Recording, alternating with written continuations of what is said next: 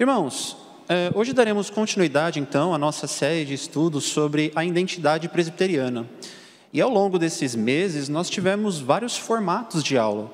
Aulas biográficas, aulas contemplando eventos históricos, doutrinas que fazem parte da nossa identidade, e não só da igreja presbiteriana, mas também de outras igrejas reformadas. Como é o caso, por exemplo, de quando estudamos Lutero, ele que deu início, então, à Reforma Protestante, Agostinho, antes de Lutero. Os irmãos podem perceber que estudamos personagens de diferentes países e até continentes. E hoje, a aula é sobre Green Simonton, Archibald Green Simonton, uma aula biográfica de um missionário que tem tudo a ver com a Igreja Presbiteriana do Brasil. Uma coisa que os irmãos também devem ter percebido é que as últimas aulas, elas já não estão mais na Europa, nem no Oriente Médio, elas estão aqui, no nosso continente. Então, antes de nós iniciarmos essa aula e conhecermos mais quem foi Archibald Green Simonton, eu gostaria de fazer uma oração com os irmãos. Santo Deus e amado Pai, te somos gratos, Senhor, por essa manhã na Tua presença, a qual pudemos adorar o Teu santo nome e aprender mais da Tua palavra. Somos gratos por isso, Santo Deus, e te pedimos que continue a nos instruir, continue, meu Pai, a falar conosco por meio deste exemplo de fé do passado, que a nossa fé hoje possa ser fortalecida e edificada. É o que eu te peço em nome do Senhor Jesus Cristo. Amém. Queridos, para essa aula eu separei um texto que tem tudo a ver com aquilo que estava por detrás de quase todos os exemplos de missionários que nós estudamos até hoje, que é a grande comissão de Jesus Cristo. Um texto muito famoso, em que diz o seguinte: e disse-lhes Jesus: ide por todo o mundo e pregai o evangelho a toda criatura. E às vezes nós nos perguntamos, o que estava por detrás da motivação desses homens do passado, que arriscaram as suas vidas e a vida de seus familiares, atravessando continentes para pregar o evangelho. O que estava por detrás, meus irmãos, é que uma das últimas instruções do Senhor Jesus, antes de ascender aos céus para os seus discípulos, foi exatamente essa: uma ordem direta para que eles fossem pelo mundo e pregassem o evangelho, fizessem discípulos. Esse texto também tem um paralelo no final de Mateus 28, que diz o seguinte: ide, portanto, fazei discípulos de todas as nações, batizando-os em nome do Pai, do Filho e do Espírito Santo, ensinando-os a guardar todas as coisas que vos tenho ordenado, e eis que estou convosco todos os dias até a consumação do século. O evangelismo, as missões missionárias, queridos, ordem direta de Jesus Cristo para a sua igreja. É a nossa obrigação, inclusive, para os dias de hoje. E Simonton foi um personagem que levou essa ordem muito a sério. E nós vamos conhecer um pouquinho de quem foi ele. Bom, ele nasceu no dia 20 de janeiro de 1833, em West Hanover, na Pensilvânia, descendente de presbiterianos escoceses e irlandeses que haviam migrado para os Estados Unidos. Os irmãos vão se lembrar daquela aula de John Knox, uma aula que inclusive está no YouTube, que nós estudamos sobre o movimento presbiteriano que se iniciou na Escócia. Esse movimento teve impacto também na vida de irlandeses que ouviram John Knox pregar, foram convertidos, adotaram o modelo presbiteriano de governo, as doutrinas calvinistas, as doutrinas reformadas, e esses irlandeses e escoceses, por conta da perseguição, migraram, foram para outras terras, e incluindo os Estados Unidos. Estes missionários, meus irmãos, estas pessoas, inclusive, nem todos com objetivo missionário, mas essas pessoas que se converteram e foram para os Estados Unidos, são aqueles de quem Simonton descendeu. E Simonton, desde cedo, ele recebeu as melhores influências morais, intelectuais e espirituais. Ele era filho de presbiterianos. A mãe de Simonton, ela era filha de um influente presbiteriano, pastor presbiteriano, e inclusive o nome Archibald Green é o nome de um importante pastor presbiteriano que fundou o seminário de Princeton, que mais tarde Simonton iria estudar e se formar pastor e missionário. Ou seja, a ligação de Simonton com as doutrinas da graça, com a doutrina cristã, aconteceu desde muito cedo. O seu pai, ele era presbítero numa igreja, e além de presbítero também era médico e foi por 2 vezes político. Era um homem culto, mas que não dissociava a cultura, o conhecimento científico da doutrina cristã. E então, Simonton recebeu tanto o conhecimento intelectual, mas também valores cristãos, valores importantes que seguiram ele até o fim de sua vida. E aqui nós temos um ponto muito importante, pois a partir dos seus 19 anos, foi que Simonton passou a escrever em seu diário a respeito das suas lutas interiores na área vocacional, sentimental, e além disso narrou algumas de suas reflexões sobre temas polêmicos da época. Meus irmãos, quase tudo que sabemos hoje sobre a personalidade de Simonton, sabemos por conta desse diário. Ele é um diário que está acessível aos irmãos, inclusive. Ele já foi traduzido para o português e os irmãos encontram facilmente para comprar na Amazon ou até mesmo na Cultura Cristã, na editora Cultura Cristã. E ele narra todo o seu processo, inclusive de conversão, o seu relacionamento com os seus familiares, o seu dia a dia, tudo é narrado lá. E não só isso, Simonton também era alguém que tinha um olhar atento à questão social, ao seu contexto. E é esse contexto que eu quero apresentar para os irmãos. Como estavam os Estados Unidos no período de Simonton? Pois bem, Simonton viveu em um período bastante conturbado nos Estados Unidos, marcado por muitos conflitos e injustiças. E aqui eu destaco um que ocorreu na década em que Simonton nasceu, na década de 30. Ocorre, então, nessa década, a lei de remoção de índios, que obrigou várias nações indígenas a se mudarem da região da Geórgia. Nesse período em que Simonton nasceu, já havia conflitos internos nos Estados Unidos. Os americanos, por esse período, expulsaram milhares de índios de suas terras, e aqueles que se recusavam a sair de suas terras eram vítimas de violência. E outro exemplo, meus irmãos, de como estava o período de Simonton, durante sua adolescência, durante sua juventude, foi os desejos expansionistas dos americanos, que culminaram com a sangrenta guerra mexicano-americana, resultando na anexação do Texas. Essa guerra, meus irmãos, foi uma sangrenta guerra motivada por um pensamento de que os americanos eram um povo escolhido por Deus para ocupar e civilizar aquele continente. E isso resultou em conflitos, pois muitos não queriam ceder esses territórios. Alguns eles conseguiam comprar, e aqueles que eles não conseguiam comprar, eles invadiam com força bélica. E esse era um contexto, então, como os irmãos podem ver, de muitos conflitos nos Estados Unidos, inclusive de deturpação quanto aos propósitos de Deus com as missões. Mas não para por aí, meus irmãos. Talvez uma das maiores manchas na história americana esteja aqui, pois nesse período existia o tráfico humano nos Estados Unidos, além disso a escravidão, como práticas legalizadas. Os irmãos já devem ter assistido aqueles filmes que retratam esse período, e nem todos os americanos eles eram adeptos da escravidão.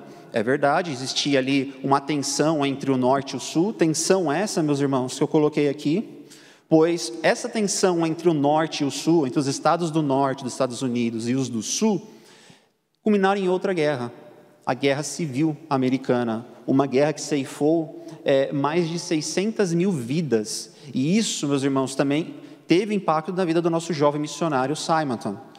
Ele, diante de tudo isso, comentou em seu diário, externou os seus pensamentos, suas reflexões acerca disso, mostrando que ele tinha essa sensibilidade quanto ao que estava ocorrendo à sua volta. Por exemplo, sobre o tráfico humano, ele chegou a dizer em seu diário que isso era uma prática desumana, na qual nenhum homem com sentimento humanitário poderia se engajar. Era comum, por exemplo, no sul dos Estados Unidos, pessoas frequentarem as igrejas ao domingo e voltarem para suas casas, serem servidas pelos seus escravos. Era uma prática muito comum na região sul dos Estados Unidos, e Simonton, quando ele viaja para lá pela primeira vez, creio eu, ele relata no seu diário a experiência horrorosa que foi, o sentimento que isso causou em seu coração, o sentimento de tristeza de ver seres humanos sendo tratados como mercadorias.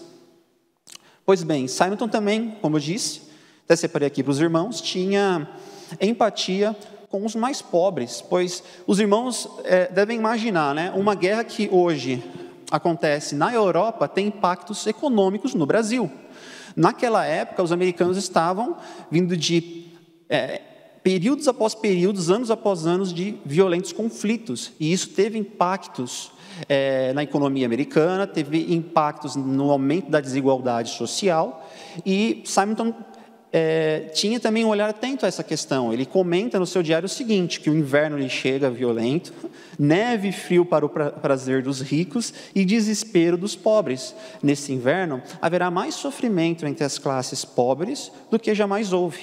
Milhares de trabalhadores já foram despedidos nas cidades e aglomerados em indústrias. Os aluguéis e a comida estão caros. Irmão, Simonton não era pobre. Como eu disse, os pais de Simonton, o pai dele, sobretudo, ele era político, médico, uma pessoa que tinha uma condição financeira interessante, muito boa para a época, confortável. Simonton poderia simplesmente viver a vida dele como qualquer outra pessoa, fazendo vista grossa para esses problemas sociais, ou até mesmo ele poderia, seguir exemplos de revolucionários, pessoas que eram ricas, mas achavam que mudariam o mundo por meio de uma revolução política e econômica. Não foi essa a escolha de Simonton. O chamado missionário de Simonton ocorre na sequência. Em 1855, a igreja da qual sua mãe era membro promoveu uma campanha de oração, na qual ele se entregou a Cristo, assumindo publicamente o seu compromisso com Deus.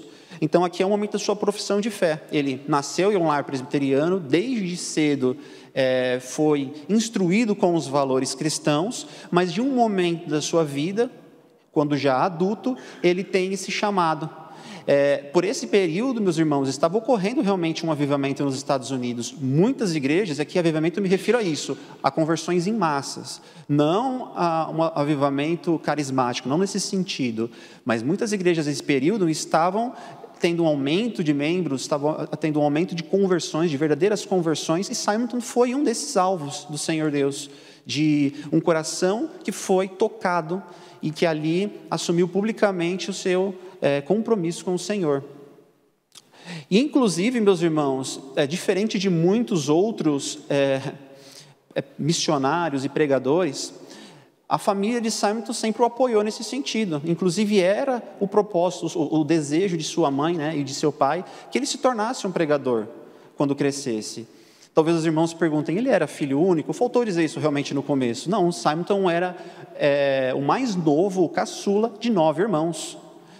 Note, meus irmãos, que o tamanho de trabalho que talvez a mãe dele tenha tido para instruir 9 crianças, 9 filhos no caminho do Senhor. Se já é difícil fazer isso com imaginam 9.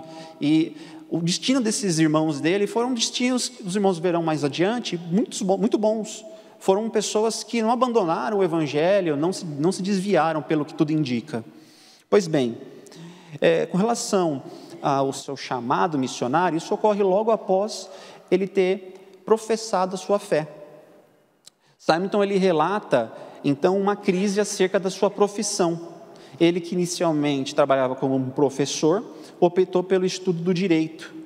Só que ele via problemas éticos com relação a isso. Ele não especifica no seu diário quais problemas éticos seriam esses, mas talvez os irmãos podem pressupor algo relacionado, sei lá, à defesa de criminosos. Eu não sei exatamente quais seriam esses problemas éticos que ele viu. Mas fato é que ele estudou advocacia, mas ele abandona num segundo momento.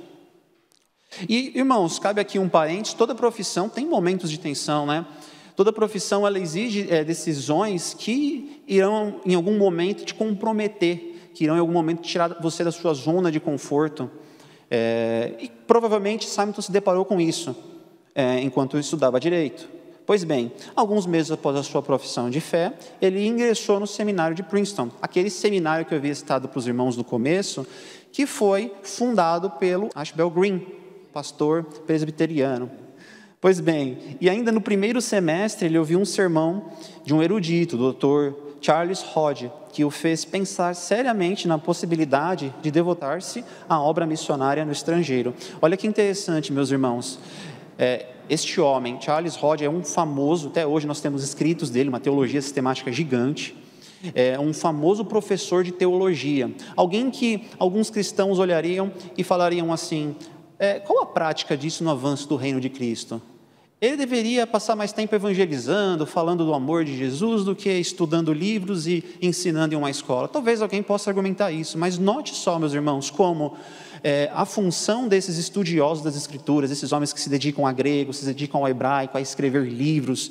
Ele era professor de teologia sistemática, um homem que ali passava muito mais tempo, é verdade, em leitura, em oração, mas olha só como Deus usou este homem para o avanço do reino dele, pois foi por meio da pregação dele, do ensino do Dr. Charles Hodge, que este missionário veio a existir, o Archibald Green Simonton, que ele veio a aceitar isso como uma vocação para a vida dele.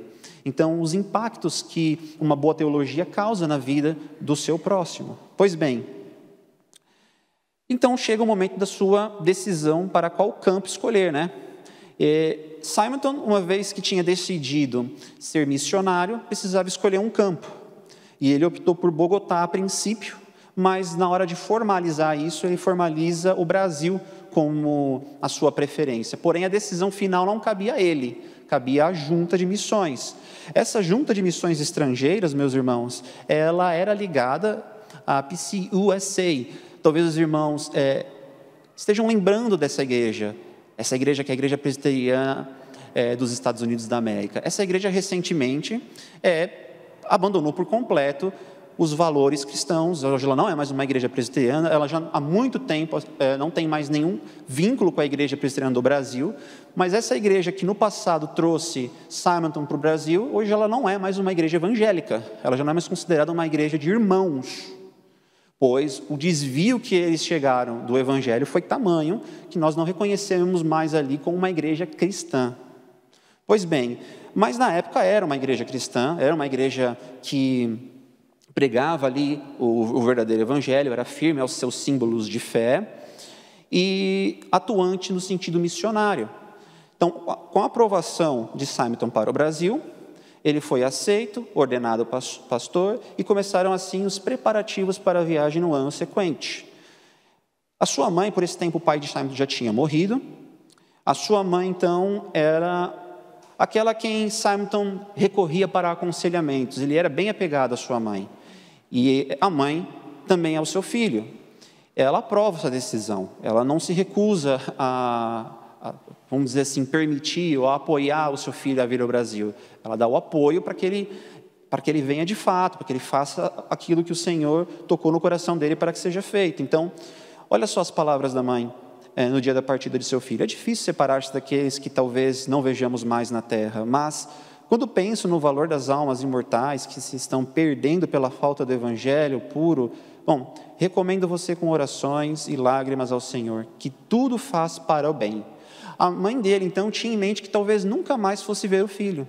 Nós estamos falando de uma época em que tudo era muito complicado.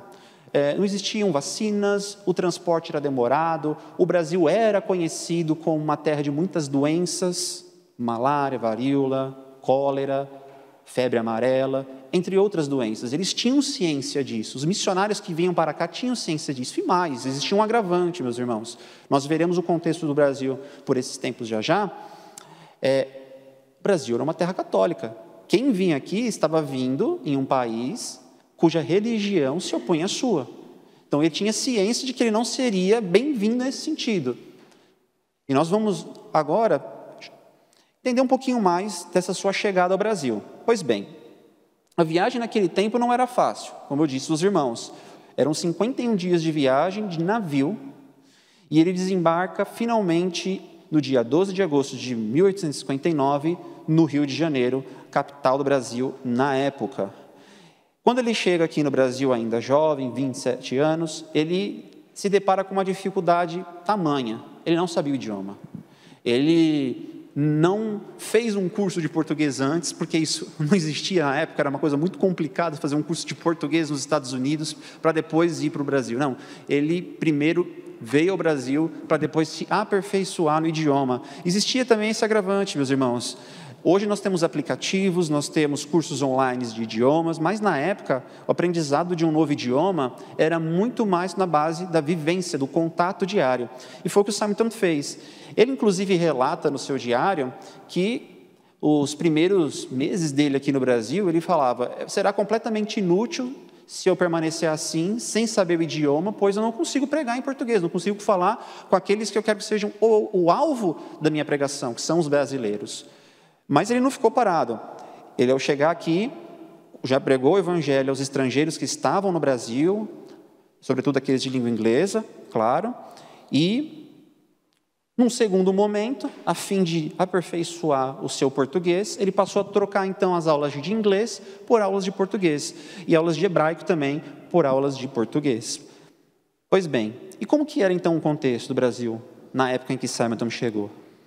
Os irmãos tiveram, na semana passada, uma aula que mostrou muito do contexto do Brasil por esses tempos, com o nosso irmão, o presbítero Marcos Serra, e eu retomo algumas coisas que foram ditas naquela aula. O Brasil, em 1859, ele já era um país independente, e ele era governado pelo imperador católico Dom Pedro II.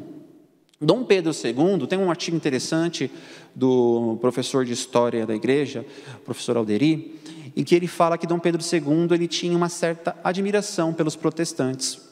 Ele via nos protestantes, inclusive até separei aqui uma citação, pois havia uma admiração ao projeto civilizatório do protestantismo, que era visto como um instrumento para se chegar a um modelo ideal de nação próspera.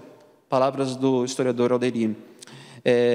Esse projeto por detrás das missões, eu não diria só se limitar à ação social, não se limitava apenas isso, mas incluía isso. Os evangélicos, então, os missionários vinham para o Brasil, pregavam o evangelho, mas, em simultâneo, criavam escolas, prestavam um auxílio médico, ajudavam em questões sociais. E isso era admirado por Dom Pedro, então ele via com bons olhos. Mas existiam, claro, regras que dificultavam a pregação pública do evangelho. Nós vimos que a religião oficial do Império era o catolicismo. Isso estava, inclusive, na Constituição do Brasil da época. E ela criava esses empecilhos, como eu disse aos irmãos. Por exemplo, o artigo 5º, a religião católica apostólica romana continuará a ser a religião do Império. Todas as outras religiões serão permitidas, mas seu culto doméstico. Mas com seu culto doméstico ou particular, em casas para isso destinadas, sem forma alguma exterior de templo. Por isso que algumas igrejas evangélicas, até hoje, faz parte da nossa tradição aqui no Brasil, né? Elas não têm aquela aparência externa de igreja, porque no começo era dessa forma, eles não podiam ter o templo com um sino, nada disso. Tinham regras que diziam, se limite a ações internas, ações domésticas. Então, esse era um dos empecilhos. Claro que eles não seguiam essas regras, os missionários na época não seguiam essas regras à risca.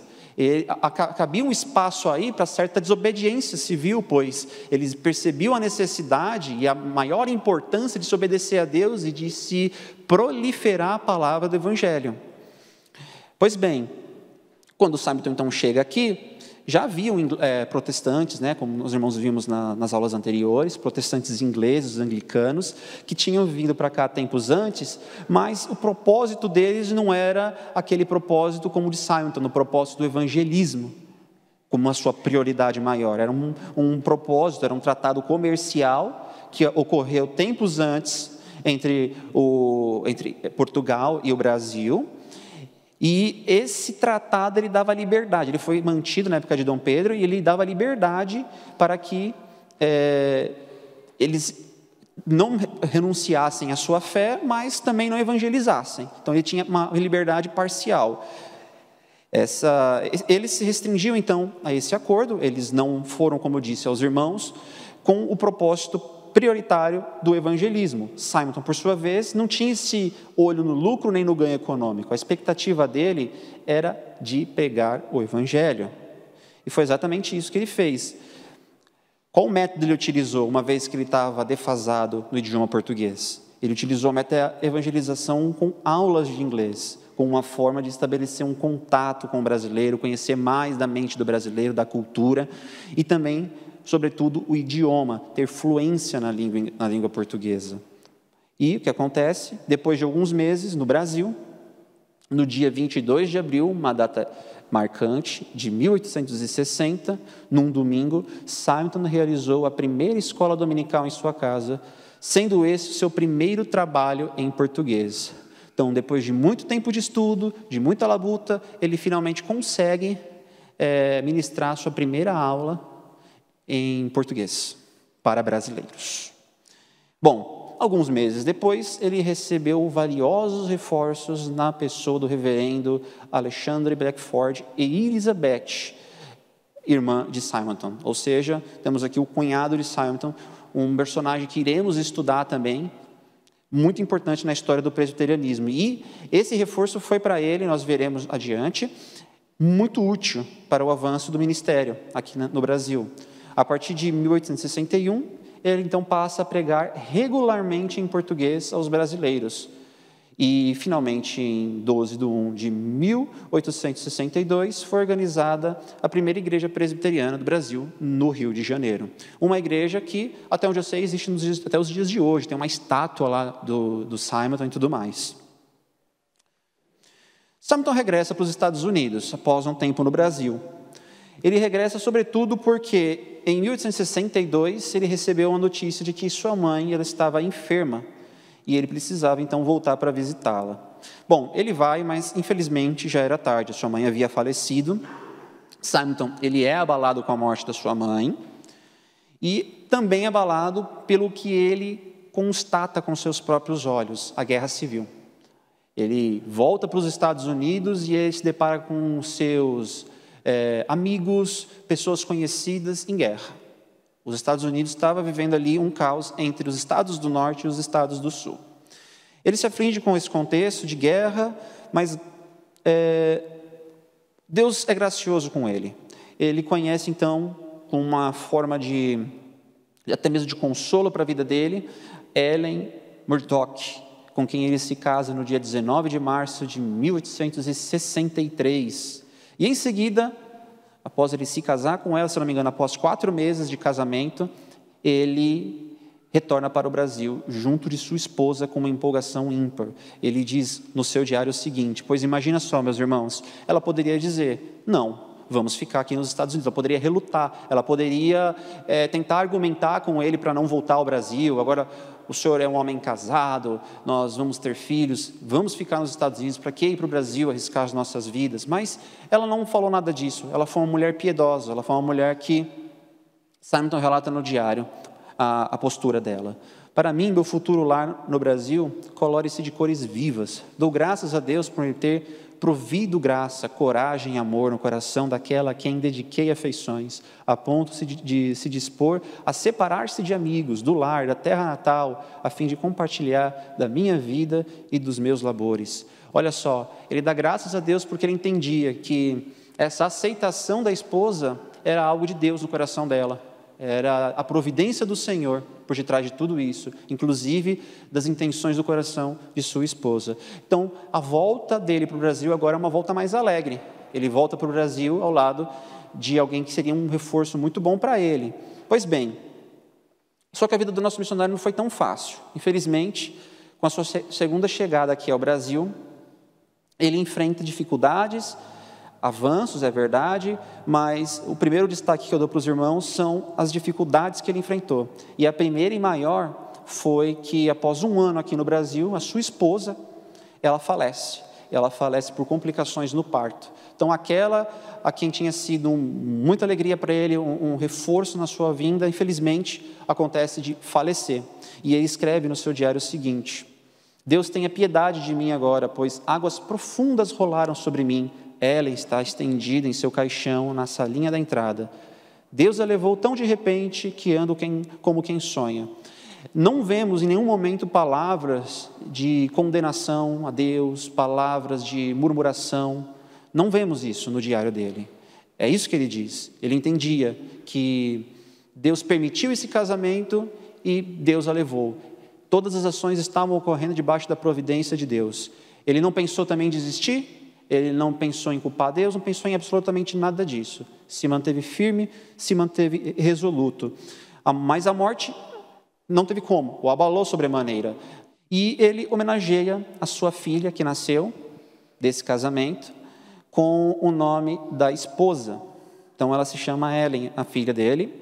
E Quem lê o diário percebe a mudança na linguagem, na frequência das escritas. Ele agora tem uma linguagem mais melancólica, as escritas são menos frequentes e menores, mais curtas. Há uma mudança, inclusive no seu diário, na sua escrita, mas ele se manteve firme no Evangelho, ele não desistiu. E os irmãos verão agora alguns desses frutos, dos avanços do ministério de Simonton aqui no Brasil, mesmo após uma tragédia como essa ter acontecido. Pois bem, a despeito dos sofrimentos e dificuldades, Simonton foi firme em seu propósito de evangelização do Brasil.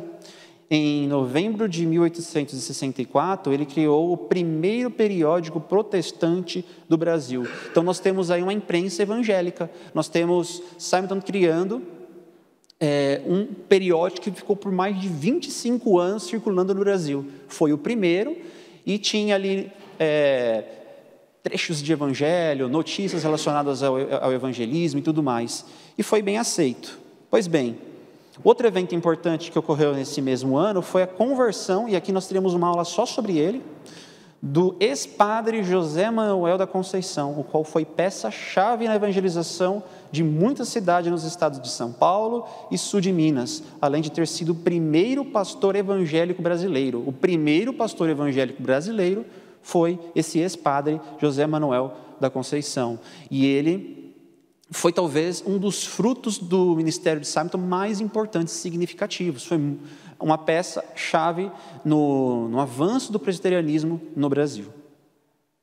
Pois bem, em dezembro de 1864, os cultos em inglês foram suspensos, já não se pregava. A igreja presbiteriana já não pregava mais em inglês aqui no Brasil. Até essa altura, 31 pessoas haviam sido recebidas por profissão de fé. Além disso, junto de seus colegas de ministério, Blackford, Schneider, Chamberlain, fundou algumas igrejas presbiterianas, Rio de Janeiro, São Paulo e Brotas. Organizou um presbitério, um seminário e uma escola paroquial. Tudo isso no curto período de 8 anos e 4 meses. Note quanta coisa, após a morte da sua esposa, ele ainda produziu. Ele ficou, meus irmãos, muito atuante. Esse seminário, essa escola paroquial como eu disse para os irmãos logo no começo, é aquela coincidência que eu havia citado entre o Archibald Green, o pastor que fundou o seminário de Princeton, e ele também fundou um seminário. Essa escola paroquial era uma escola de educação, e tudo isso, meus irmãos, associado à igreja presbiteriana. Pois bem, como eu disse, foram 8 anos e 4 meses de ministério após seu retorno ao Brasil. Sua morte, meus irmãos, no final de 1867, ocorre, como eu havia dito para os irmãos. Ele estava em um ambiente hostil, no sentido de que o Brasil tinha muitas doenças. E ele, infelizmente, é vítima da febre amarela. Então, ele, com essa doença da febre amarela, ele fica adoentado. A sua irmã e o seu cunhado, o Blackford, é quem passa a cuidar de sua filha. E ele, no dia 9 de dezembro de 1867, com 33 anos, mesmo assistido pelos médicos, mesmo sob cuidado médico, ele não se recusou, como já aconteceu na história de pastores recusarem medicamentos, recusarem assistência médica, a fim de alcançarem uma cura milagrosa. Não foi o caso dele. Ele foi devidamente assistido pelos médicos, mas no dia 9 de dezembro de 1867, falece de febre amarela. O túmulo do missionário Simonton, ele está hoje ao lado do de José Manuel da Conceição, no cemitério dos protestantes em São Paulo, se eu não me engano, Consolação, não tenho certeza. Então vamos para as considerações finais. Simonton, meus irmãos, ele entendia que era apenas pelo Evangelho que o homem poderia ser salvo, como diz em Romanos 1,16, que é o Evangelho o poder de Deus para a salvação. E ele entendia isso, por isso que ele abriu mão de sua carreira de advogado e de uma vida confortável para pregar o Evangelho em uma terra longínqua e hostil. Ele poderia muito bem ter se mantido nos Estados Unidos, escolhido ser um pastor, ou escolhido ser um advogado, dentro da cosmovisão cristã, tudo bem, mas o chamado de Deus para a vida dele era outro, era o chamado de ser um missionário. E ele não relutou contra esse chamado. Ele aceitou e se manteve firme mesmo quando uma segunda oportunidade lhe veio, que foi o seu retorno para os Estados Unidos e o seu casamento. Bom, ele retorna em 1862, teve essa nova oportunidade de abraçar um estilo de vida mais confortável, vivendo ao lado de sua esposa em segurança, mas abdicou de tal paz para continuar a obra que havia iniciado no Brasil. Ele volta para o Brasil, enfrenta as dificuldades que enfrentou e se mantém firme até o final, como vimos. Pois bem, todo o sofrimento que ele passou não foi interpretado como falta dos cuidados de Deus sobre sua vida, mas como parte do chamado e da providência de Deus. Como diz em 1 Pedro 4,13, alegrai-vos na medida em que sois coparticipantes do sofrimento de Cristo, para que também na revelação de sua glória vos alegreis exultando. Diferente do que nós vemos retratado em muitos filmes, como quando acontece uma tragédia, a primeira coisa do personagem é culpar a Deus, se rebelar contra o Senhor. Isso acontece inclusive na vida real, infelizmente, mas não aconteceu na vida desse homem. Ele se manteve firme, ele se manteve com o entendimento de que a providência de Deus nunca o abandonara, a graça do Senhor nunca o deixou, e o seu ministério foi um ministério que gerou muitos frutos, inclusive nós somos parte desse fruto. Meus irmãos, era isso que eu tinha para apresentar sobre Simonton. Se ficou alguma dúvida, ou se os irmãos quiserem acrescentar alguma coisa relacionada à aula, tudo bem, fiquem à vontade.